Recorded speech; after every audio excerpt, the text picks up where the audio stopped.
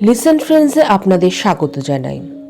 Listen ফ্রেন্ডসের আজকের নিবেদন বিভূতিভূষণ বন্দ্যোপাধ্যায়ের লেখা জন্ম ও মৃত্যু। বিভূতিভূষণ বন্দ্যোপাধ্যায় ছিলেন একজন জনপ্রিয় ভারতীয় বাঙালি কথা সাহিত্যিক।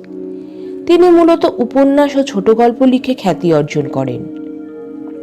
1921 সালে প্রবাসী পত্রিকার মাঘ সংখ্যায় উপেক্ষিতা নামক গল্প প্রকাশের মধ্য দিয়ে তার সাহিত্যিক জীবনের সূত্রপাত ঘটে। ভাগলপুরে কাজ করার সময় 1925 সালে তিনি পথের পাঁচালী রচনা শুরু করেন। এই বই লেখার কাজ শেষ হয় 1928 খ্রিস্টাব্দে। বিখ্যাত চলচ্চিত্র পরিচালক সত্যজিৎ রায় পথের পাঁচালী উপন্যাসের কাহিনীকে চলচ্চিত্রে রূপদানের মাধ্যমে তার চলচ্চিত্র জীবনের সূচনা করেছিলেন। বিভূতিভূষণ বন্দ্যোপাধ্যায়ের উল্লেখযোগ্য গল্প সংকলন হল মেঘমল্লার, মৌরি ফুল, যাত্রা বদল ইত্যাদি।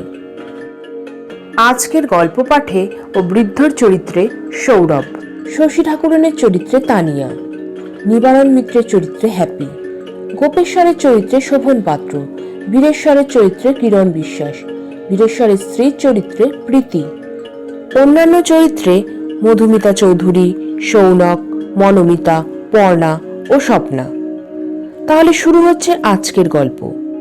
আর হ্যাঁ, লাইক আর সাবস্ক্রাইব করতে ভুলবেন না। জীবনের মাঝে মাঝে বেশ চমৎকার ব্যাপার ঘটে। ভেবে দেখবার ও উপভোগ করবার জিনিস হিসেবে সেগুলোর মূল্য বড় কম নয়। সম্প্রতি আমার অভিজ্ঞতার গণ্ডির মধ্যেই এমনই একটা ঘটনা এসে পড়েছিল। ঠিক একটা ঘটনা না বলে বরং তাকে দুটো ঘটনার সমষ্টিই বলা যেতে পারে। মধুপুরে একটা বাড়ি ভাড়া করবার দরকার ছিল। এক জায়গায় সন্ধান পেলাম। ভবানীপুরের এক ভদ্রলোকের বাড়ি আছে মধুপুরে এবং তিনি সেটা ভাড়া দেবেন। সকালবেলা তার ওখানে গেলাম। বেলা তখন 10টা। ভবানীপুরে ভদ্রলোক যে বাড়িতে থাকেন তা বেশ বড় বাড়ি, বাইরে সুসজ্জিত বৈঠকখানা। কিন্তু তিনি তখন বৈঠকখানার পাশে একটা ছোট ঘরের তক্তাপোষের উপর বসে গুড়গুড়ি নল মুখে দিয়ে তামাক খাচ্ছিলেন। ভদ্রলোক বৃদ্ধ, বয়সে 77-এর কাছাকাছি মনে হলো। কিন্তু তিনি নিজেই তার বয়সের সম্বন্ধে আমার মনে কোনো কল্পনার স্থান রাখলেন না। বললেন,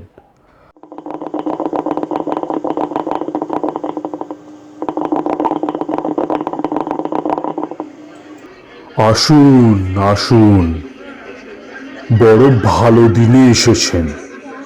আজ আমার জন্মতিথি কিনা, তাই বাড়িতে একটু উৎসব গোছের আছে। তা বেশ, এসেছেন যখন আপনাকেও ছাড়ছি না ইত্যাদি। কারো জন্মতিথি উৎসবে যেভাবে তাকে মিষ্টি কথা বলবার কথা, ভদ্রলোককে আমি তা বললাম। কাজের কথাটা এই উৎসবের দিনে কিভাবে পারা যায়, বা কতক্ষণ ধরে জন্মতিথিতে মঙ্গলেচ্ছা প্রকাশ সংক্রান্ত কথাবার্তা বলবার পরই বা কাজের কথা পারা সুষ্ঠু হবে, কিংবা আজকের দিনে বাড়ি ভাড়ার দরদস্তুরূপ ইতর জনচিত কথাবার্তা বলা আদৌ শোভন হবে কিনা ইত্যাদি মনে মনে তোলপাড় করছি। এমন সময়ে একটি সুন্দরী তরুণী হাসি মুখে বড় একটা ফুলের তোড়া হাতে ঘরে ঢুকলেন। পেছনে একটি যুবক। গৃহকর্তা বলে উঠলেন, এই যে অরুণা, এসেছিস দিদি? ও, পেছনে যে নির্মলকে গাঁট ছাড়া বেঁধে এনে হাজির করেছিস, ছেড়ে আসা যায় না বুঝি? বেশ বেশ, আমরা হয়ে গিয়েছি এখন বুড়ো শুরু। তরুণী ফুলের তোড়াটি বৃদ্ধের হাতে দিয়ে প্রণাম করে এবং হাসি মুখে বৃদ্ধের গালে দুটি ঠোনা মেরে ঘর থেকে বার হয়ে গেল। যুবকটিও গেল পেছন পেছন। বৃদ্ধ বললেন, আমার নাতনি, আমার বড় ছেলের মেয়ে, আয়ে পাস, ও বছর বিয়ে হয়েছে। স্বামী ইঞ্জিনিয়ার, বিলেত ফেরত, কর্পোরেশনে ভালো চাকরি পেয়েছে। কথা তখনও ভালো করে শেষ হয়নি, আর দুটি তরুণী ঘরে ঢুকলো। এদের ঘাড়ের উপর এলো খোঁপা এলিয়ে পড়েছে। পরনে জামিয়ারের মতো ছোট কলকার কাজ করা নীল শাড়ি ও ব্লাউজ। গলায় সরু মফ চেন, পায়ে সোনালি জরির কাজ করা নাগরা। দুইটিই অবিবাহিতা, একটি গৌরী, অপরটি উজ্জ্বল শ্যামবর্ণা। এরাও ফুলের তোড়া দিলে। গৌরী মেয়েটি ঝিনুকের কাজ করা একটা নস্যদানি বৃদ্ধের হাতে দিয়ে বললে, বাবা পাঠিয়েছেন কন্নুর থেকে, মা আসতে পারলেন না এখন। রাত্রে আবার থিয়েটারে যাবেন। বৃদ্ধ বললেন, আজ দুজনে বুঝি স্কুল কলেজ কামাই করে বসে আছো? যা, ও ঘরে যা। হরিদাসকে বলে রাখ গাড়ির কথা, আমার এরপরে মনে থাকবে না। তরুণী দুটি চলে যেতেই বৃদ্ধ বললেন, আমার মেজ মেয়ের মেয়ে, বাগবাজারে আমার মেজ মেয়ের শ্বশুর বাড়ি। গোড়াচাঁদ মল্লিকের নাম শুনেছেন তো? ওই তাদেরই বাড়ি, বনেদি বংশ। গোড়াচাঁদ মল্লিক ছিলেন আমার মেয়ের শ্বশুরের। এই যে ভূধর, এসো এসো বাবা, বসো। এবার আরো গুরুতর ব্যাপার, যাকে সম্বোধন করা হলো এবং যার নাম ভূধর, তার বয়স 50 থেকে 55। তিনি স্থূলকায় হলেও সঙ্গের মহিলাটির তুলনায় তিনি নিতান্ত কৃষক। এদের স্বামী স্ত্রীর পেছনে চারপাশ ঘিরে 6-7টি ছেলে মেয়ে।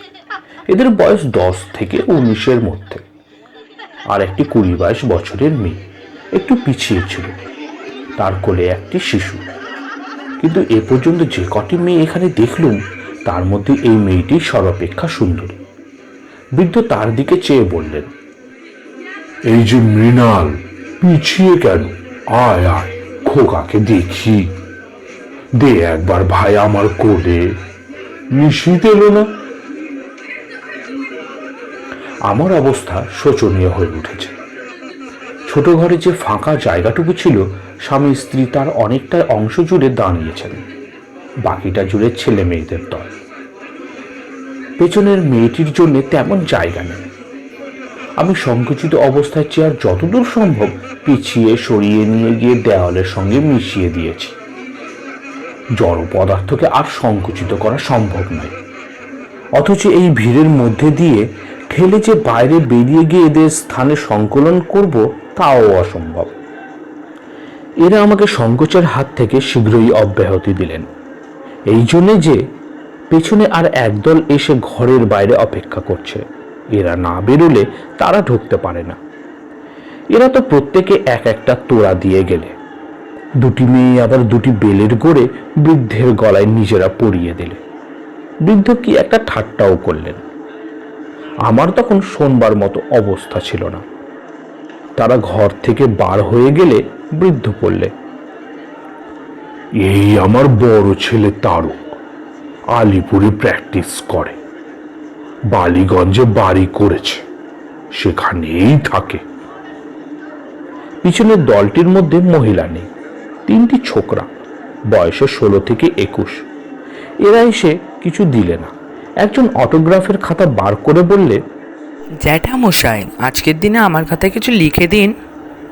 অটোগ্রাফের খাতা ফেরত দিতে না দিতে আর দুটি ছেলে, তাদের সঙ্গে 12-13 বছরের একটি বেনি দোলানো মেয়ে। তারপর ব্যাপারটা গণনার বাইরে চলে গেল। কত ছেলে মেয়ে, তরুণ তরুণী, পৌরা যে ঘরটায় ঢুকতে বেরোতে লাগলো। আমার আর তাদের হিসাব রাখা সম্ভব হলো না। ফুলে ফুলে তক্তপোষটা ছেয়ে গেল। ফুলের তোড়া ক্রমশ উঁচু হয়ে উঠতে লাগলো, আর সেখানে জায়গা দেওয়া যায় না। আর এরা সবাই আত্মীয়া, বাইরের লোক কেউ নেই।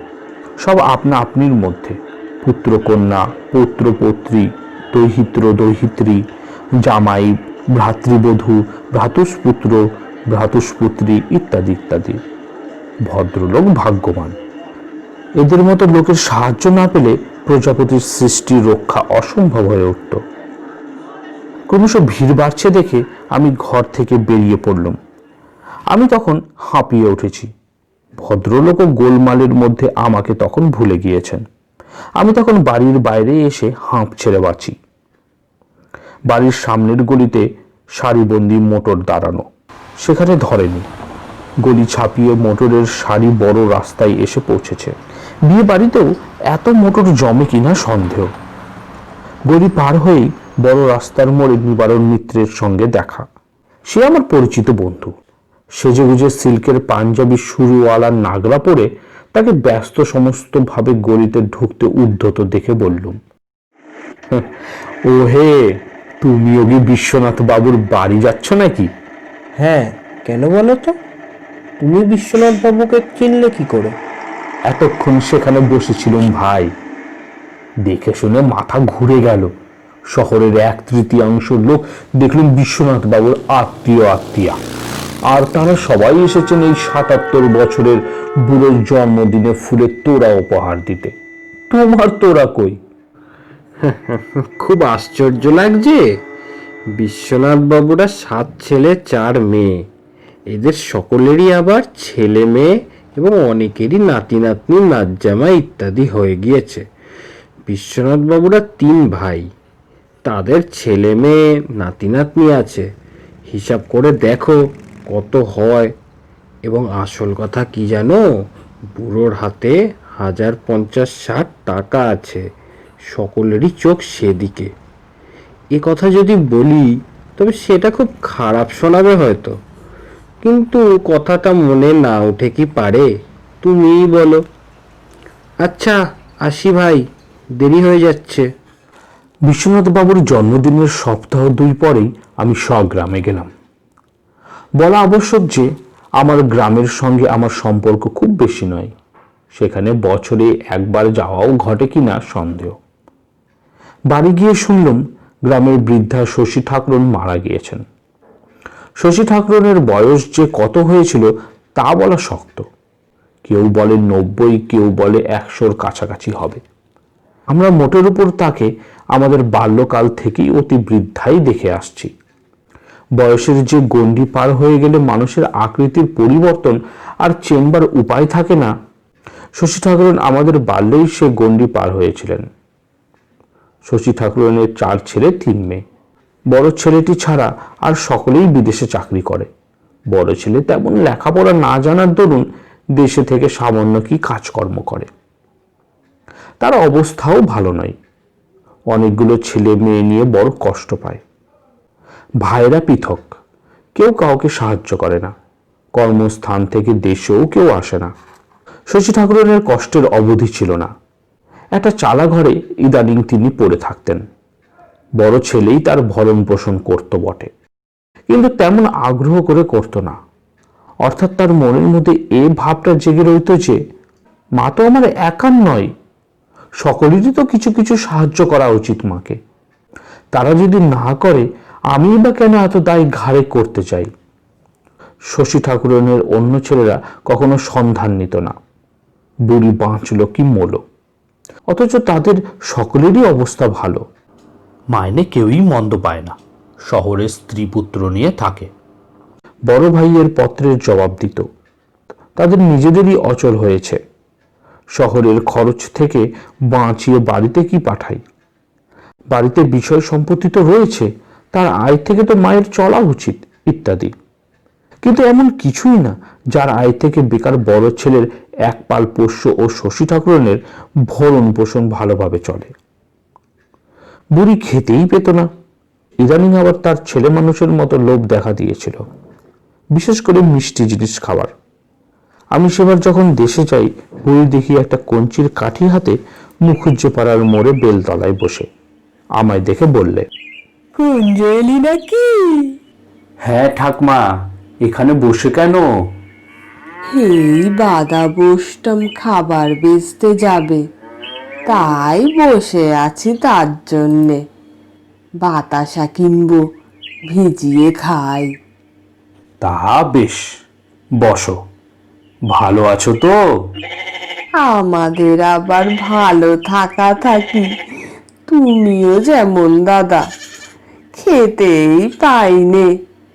বাদার কাছে 4টে পয়সা ধার হয়েছে, আর সে ধার দিতে চায় না। সিধুর কাছে আর কত চাইবো? সে নিজের ছেলে পিলে নিয়ে আতান্তরে পড়ে আছে।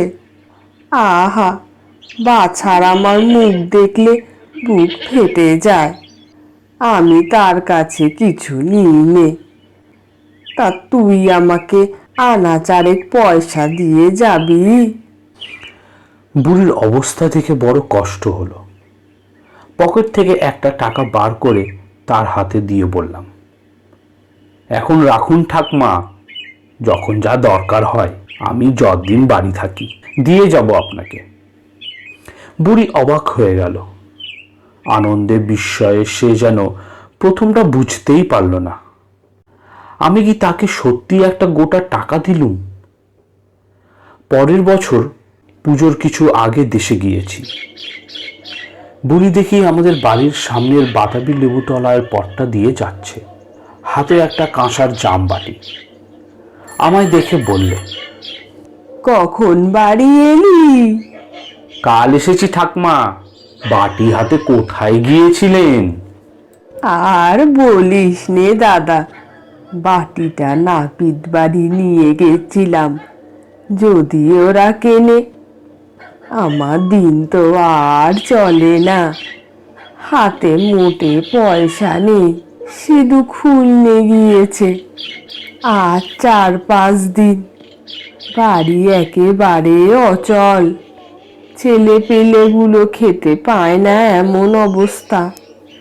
তা বাটিটা বিক্রি করে আর কদিন যাবে ঠাকমা? তবু যে কদিন যায়, তা ওরা নিলে না, বলে এখন নগদ দিতে পারবো না। ধারে বাটি দিলে আমার কি করে চলে ভাই, বলো তো? একটু গুড় খেতে পাচ্ছি নে, বাটিটা বেচে ভেবেছিলাম আজ হাটে আতসের ভালো আখের গুড় আনতে দেব। আর আজকের হাটও হবে এখন, ছেলে পিলে শুধু ঝিঙে ভাজা আর ভাত খেয়ে মারা গেল। তা নিবি দাদা বাটিটা? ফুল কাঁসা, ওদের বাটি না, আমার নিজের বাটি। বিয়ের দানে আমার বাবা দিয়েছিলেন, দেখ না। শহরে থাকি, অনেক সময় কাঁচা পয়সা রোজগার করি। পাড়া গায়ে যে এত পয়সার কষ্ট তা ভেবে দেখিনি। আমায় অন্যমনস্ক দেখে বুড়ি ভাবলে বোধহয় বাটি কিনবার ইচ্ছে নেই আমার। অনেকটা মিনতির সুরে বললে, না কিনিস, ওটা বাধা রেখে আমায় বরং 8 আনা পয়সা দে। এরকম অবস্থায় বুড়িকে আমি আরো কয়েকবার দেখেছি। শুনলাম বুড়ির মরণকালে ছেলেরা কেউ আসেনি। বড় ছেলে খুব সেবা যত্ন করেছিল। বুড়ির গায়ে একটা লেপ ছিল। মরণের ঘণ্টা 2 আগে বুড়ি পুত্রবধূকে বলেছিল, বৌমা, লেপটা সরিয়ে নাও, 4-5 টাকা দামের লেপটা, আমি বাজবো না, তখন ওটা আমার সঙ্গে ফেলে দিতে হবে। ও গেলে আর হবে না বৌমা। আহা, কোথায় পাবে? শুধু যে আবার 4-5 টাকা খরচ করে লেপ বানাবে। শীতকালে বাছার আমার আদর গায়ে কাটাবে তাহলে। আরো খানিক পরে বুড়ি ছেলেকে ডেকে বললে, দেখ সিধু, একটা কথা বলি শোন, আমার শ্রাদ্ধে বেশি কিছু খরচপত্র করতে যাস নে। বিধু, মণি, শরৎ ওরা কেউ কিছু হয়তো দেবে না। তুই একা পাবি কোথায় যে খরচ করবি? নম নম করে 5টি ব্রাহ্মণ খাইয়ে দিবি। যদি ওরা কেউ কিছু পাঠায়, তাও সব টাকা খরচ করিস নে, হাতে কিছু রাখবি। এরপরে তোর ছেলে পিলেরা খেয়ে বাঁচবে। শুনলাম শশী ঠাকুরানের ছেলেরা সবাই বাড়ি এসেছে। ও খুব ঘটা করে মায়ের শ্রাদ্ধ করছে। বেড়াতে বেড়াতে ওদের বাড়ির দিকে গেলাম। সামনের উঠোনে নারিকেলের ডাল পুঁতে বৃষৎ স্বর্গ শ্রাদ্ধের মণ্ডপ তৈরি করা হয়েছে। মণ্ডপের সামনে শামিয়ানা টাঙানো। গ্রামের অনেকেই সেখানে উপস্থিত। সেজ ছেলে গোপেশ্বর কাঁচা গলায় গ্রামের বৃদ্ধ চৌধুরী মহাশয়ের সঙ্গে অফিসে নূতন লোক ঢোকানো আজকাল যে কত অসম্ভব হয়েছে সে সম্বন্ধে কি বলছে। গোপেশ্বরের বয়স 45 ছাড়িয়েছে। রেলের অডিট অফিসে বড় চাকুরি করে। চৌধুরী মহাশয় বোধহয় তাকে কারো চাকুরির জন্যে বলে থাকবেন। কথা ভাবে তাই মনে হলো। আগে অনেক ঢুকিয়েছি কাকাবাবু, সিমসন গিয়ে পর্যন্ত আর সেই সুবিধে নেই। সিমসন সাহেব আমি যা বলেছি তাই করেছে। এখন পোস্ট খালি হলে সব তলায় তলায় ঠিক হয়ে যায়। অফিসের আর সেই দিন নেই। শুনলাম গোপেশ্বর রিটায়ার করার পরে প্রভিডেন্ট ফান্ডের দরুন প্রায় 18-19 হাজার টাকা পাবে। হাওড়ায় না বরানগরে জমি কিনেছে, সেইখানেই বাড়ি করবে। আজ 10-11 বছরের পরে সে দেশে এসেছে। মায়ের মৃত্যু না ঘটলে আরো কতদিন আসতো না তাই বা কে জানে।